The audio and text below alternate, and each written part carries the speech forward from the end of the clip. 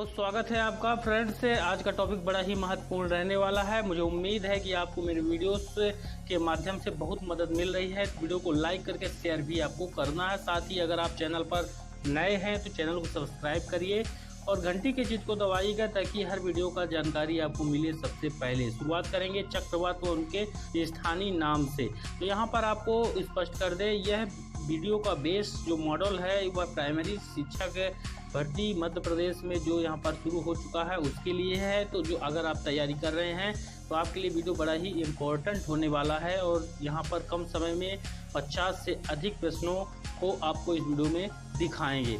देखिए, चक्रवात व उनके स्थानीय नाम जो कि यहाँ पर एमपी टेट के एग्जाम पर पूछा जाता है। यहाँ पर देखिए, चक्रवात जो यहाँ पर अलग अलग नामों से जाने जाते हैं है चक्रवात। जैसे भारत की अगर हम बात करें तो भारत और बांग्लादेश में ये चक्रवात, इस नंबर को आप देख लें, चक्रवात के नाम से जानते हैं। लेकिन चक्रवात को और जो देश है वहाँ पर किस नाम से जानते हैं?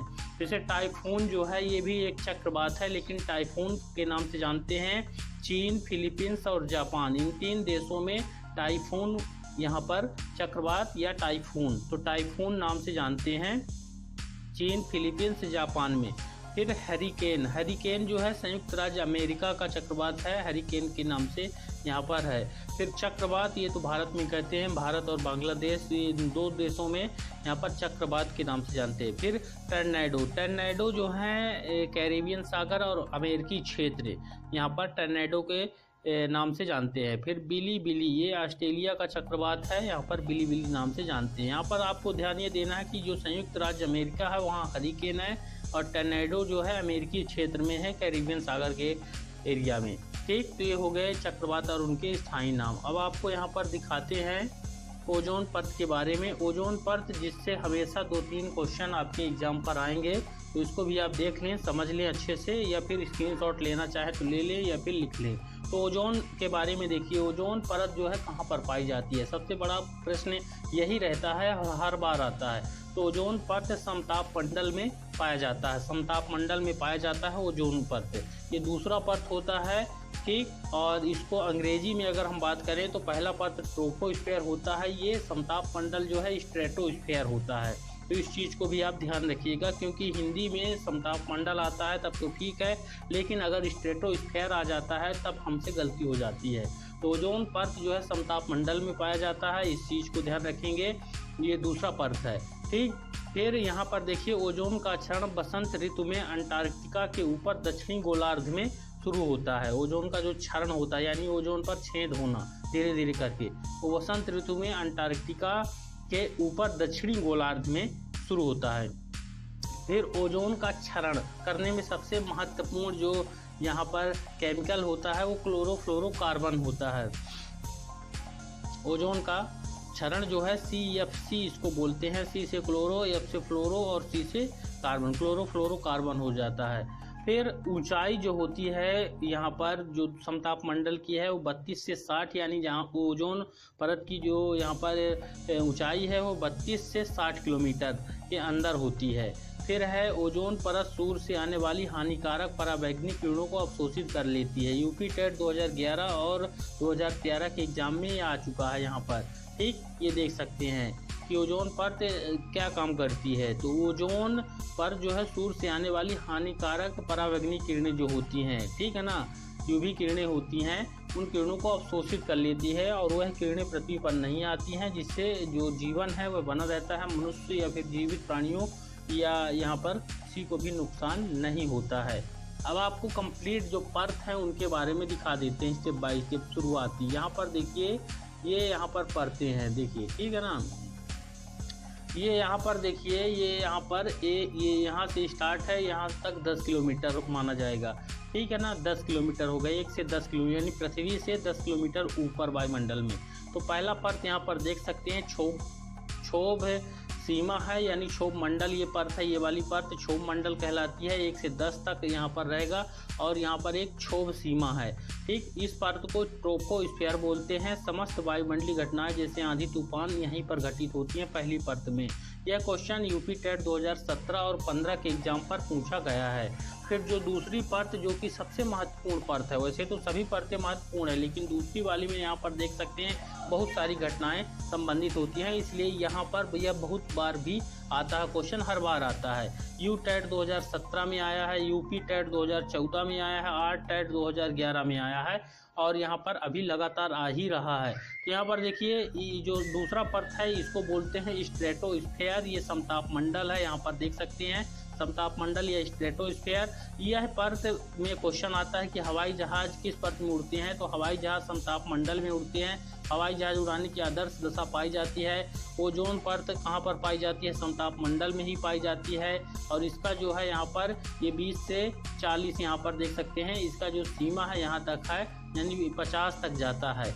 1 से 50 फीट तक ये दूसरा परत होता है, यानी 10 से स्टार्ट है, 10 से 50 तक ये दूसरा परत है, यहाँ पर देख सकते हैं। ठीक, फिर यहाँ पर देखिए ये तो हो गया आपका समताप मंडल या स्ट्रेटोस्फेयर। तीसरा परत जो होता है वायुमंडल की सबसे ठंडी परत के नाम से यूपी टेट 2013 में एक प्रश्न आया था, तो यहाँ पर लगातार क्वेश्चन आते हैं। ये तीसरा परत है जिसको मीसोस्फीयर बोलते हैं, ये मध्य मंडल भी कहलाता है हिंदी में, अंग्रेजी में मीसोस्फीयर बोलते हैं। ये वायुमंडल की सबसे ठंडी परत होती है। हम सोचते हैं कि ऊपर जाते हैं, जितना ऊपर ऊंचाई पर जाते हैं उतना टेम्परेचर बढ़ेगा, लेकिन दोस्तों नहीं है ऐसा। ये तीसरा परत वायुमंडल का सबसे ठंडा परत होता है, ठीक, जिसका ऊंचाई यहाँ पर देख सकते हैं 50 से 90 के आसपास है, यहाँ पर देख सकते हैं। ठीक, ये तीसरा परत है मीसोस्फीयर, मध्यमंडल इसको बोलते हैं, सबसे ठंडी परत है।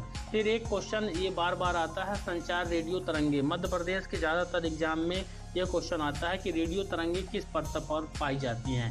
तो रेडियो तरंगे ये यहाँ पर देख सकते हैं, चौथा है यहाँ पर, ये बाह्य मंडल कहलाता है, इसको अंग्रेजी में एक्सो स्फीयर कहते हैं, एक्सो स्फीयर कहते हैं। संचार यानी रेडियो तरंगे यहाँ पर ही रहती हैं, ये चौथी नंबर की परत पर। इसका जो है तो यहाँ पर 90 से ऊपर यहाँ पर रहता है यह परत, और उसके बाद बहिर्मंडल यहाँ पर आ जाता है। ठीक, तो ये सबसे लास्ट में आएगा। तो मुझे उम्मीद है आप समझ गए होंगे इन परतों के बारे में। अब इनसे संबंधित हम और भी महत्वपूर्ण टॉपिक को देख लेते हैं इसी वीडियो पर। तो यहाँ पर देखिए ये आपको एक डायग्राम दिख रहा है, यहाँ पर फिगर है, चित्र है, इसको देख ले। ये यहाँ पर बताता है हमारी पृथ्वी को, हमारी पृथ्वी के अंदर जो गैसें मौजूद हैं उसको। यहाँ पर देखिए जो ऑक्सीजन है जो जीवित प्राणी के लिए अत्यंत आवश्यक है, उसके बिना कोई भी जिंदा नहीं रह सकता, उसकी मात्रा 21% है। यहाँ पर क्वेश्चन आता है कि वायुमंडल में ऑक्सीजन की मात्रा कितनी है, तो हम सोचते हैं कि ऑक्सीजन से हम जिंदा रहते हैं, ज़्यादा परसेंट है, यहाँ पर हमारा क्वेश्चन गलत हो जाता है। लेकिन राइट आंसर है 21% ऑक्सीजन होता है यहाँ पर वायुमंडल में, 21%, और शेष जो है 78% यहाँ पर नाइट्रोजन होता है। ये देख सकते हैं यहाँ नाइट्रोजन की मात्रा 78% है, 78% है। यूपी टेट 2011, आर टेट 2011 में यह क्वेश्चन आ चुके हैं, और यहाँ पर ऑक्सीजन 21% है। फिर इसके बाद बात करते हैं 99% हो गया, 78 और 21 को अगर हम जोड़ेंगे तो 99%, 1% और बचा, तो 1% के अंतर्गत जो उत्कृष्ट गैस है आर्गन। ठीक, आर्गन जो है 0.93% होता है यहाँ पर, और उसी के साथ ही कार्बन डाइऑक्साइड जो गर्म गैस है यहाँ पर 0.03% पाई जाती है। ठीक, फिर उसके बाद अन्य गैसें हैं जो कि 0.04% पाई जाती हैं। यूपी टेट 2014, 13 और 11 में यह क्वेश्चन आ चुका है। अन्य गैसें 0.04%, आर्गन 0.93% और 0.03% कार्बन डाइऑक्साइड। ध्यान रखिएगा, वायुमंडल का एक कंप्लीट संगठन यहाँ पर चित्र के माध्यम से आपको ये दिखा दिए हैं। मुझे उम्मीद है आप समझ गए होंगे। अब चलते हैं अगले और महत्वपूर्ण क्वेश्चनों की ओर। अगला क्वेश्चन देखिए, यहाँ पर सबसे खतरनाक पराबैंगनी किरणें जो होती हैं यूवी और सी किरणें होती हैं, यूवी अल्ट्रावायलेट, सी किरणें होती हैं। यहाँ पर यूपी टेट 2017 में यह क्वेश्चन आया है, पौधों एवं जीवों के लिए नुकसानदायक किरण कौन सी है? यूवी बी किरण।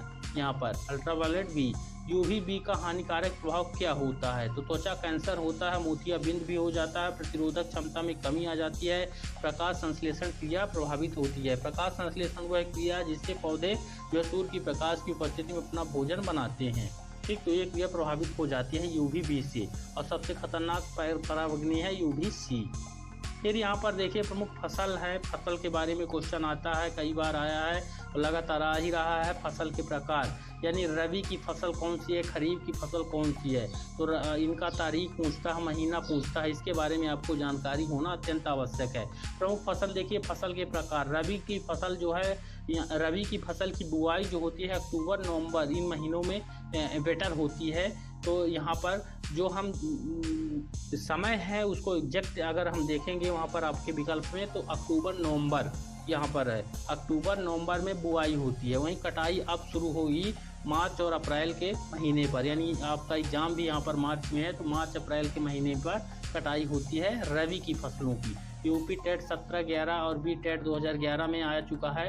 रबी की जो फसलें हैं, गेहूँ हो गया, जौ हो गया, चना हो गया, अभी गेहूं का सीजन चल रहा है, गेहूं खेतों में है, गेहूं हो, जौ है, चना है, मटर है, सरसों यानी राई, अलसी, मसूर, आलू और बरसीम आदि, इन चीज़ों का ये प्रमुख फसलें हैं, यहाँ पर ध्यान रखिएगा, ये रबी की फसलें हैं। इसके बाद खरीफ की फसलें आती हैं, यहाँ पर भी देख सकते हैं आप, खरीफ की फसलें जो है तो जून जुलाई में इनकी बुवाई होती है और कटाई जो होती है अक्टूबर नवंबर में होती है।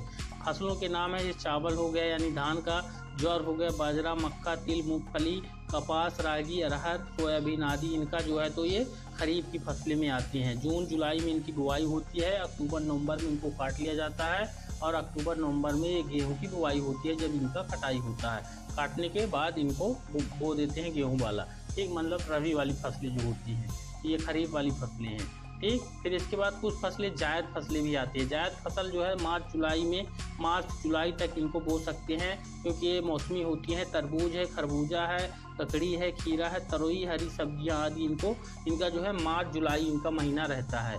फिर नगदी फसलें भी आती हैं। नगदी फसलें देख लें, जैसे गन्ना, कपास, जूट, चाय, तिलहन, तम्बाकू, केला आदि, ये नगदी फसलें हैं, ठीक है, यानी इनका व्यापारिक रूप में इस्तेमाल ज़्यादा होता है, इसलिए नगदी फसल इनका नाम दिया गया है। जैसे गन्ना है, कपास है, जूट है, चाय है, तिलहन है, तम्बाकू है, केला आदि, ये नगदी फसलों के अंतर्गत आते हैं। फिर कुछ इनसे इम्पोर्टेंट क्वेश्चन है, जैसे सदाबहार क्रांति का संबंध, यानी हरित क्रांति का संबंध किससे है, तो खाद्यान्न उत्पादन से है। भारत में हरित क्रांति की शुरुआत कब से हुई है, 1966 से 1967 में शुरू किया गया है हरित क्रांति। विश्व में हरित क्रांति के जनक कौन से हैं, तो विश्व की अगर हम बात करेंगे तो नॉर्मन बोरलाग हैं, ये हरित क्रांति के जनक, जो कि खाद्यान्न उत्पादन से संबंधित है। और भारत में अगर हम बात करेंगे हरित क्रांति के जनक जो है डॉक्टर एम एस स्वामीनाथन है। यू टेट 2017 में क्वेश्चन पूछा गया है, इसके बाद भी कई बार पूछा गया है। तो हरित क्रांति भारत के जो है डॉक्टर एम एस स्वामीनाथन है और विश्व के हैं नॉर्मन बोरलाग। फिर डॉक्टर एम एस स्वामीनाथन थे, कौन थे, कृषि वैज्ञानिक थे, यह क्वेश्चन भी पूछा गया है। फिर हरित क्रांति का सर्वाधिक प्रभाव कहाँ पर पड़ता है, गेहूं की फसल पर पड़ता है। फिर श्वेत क्रांति है, जो कि दो क्रांतियाँ ज़्यादातर क्वेश्चन में पूछी जाती है, एक हरित क्रांति, एक श्वेत क्रांति। तो इनके हैं, तो हरित क्रांति हो गए भारत के डॉक्टर एम एस स्वामीनाथन, और श्वेत क्रांति संबंधित है दुग्ध उत्पादन से, यानी दूध के उत्पादन से, और श्वेत क्रांति के जनक है डॉक्टर वर्गीज कुरियन, ठीक। तो यहाँ पर ये डॉक्टर वर्गीज कुरियन। तो दोस्तों, आज के इस वीडियो पर मुझे उम्मीद है कि यह वीडियो आपके लिए बेहद ही महत्वपूर्ण साबित हुआ, और इतने क्वेश्चन आपको अगर स्टडी कर लेते हैं आप 10-15 मिनट की वीडियो में, तो आपके लिए यहाँ पर बहुत अच्छी बात है।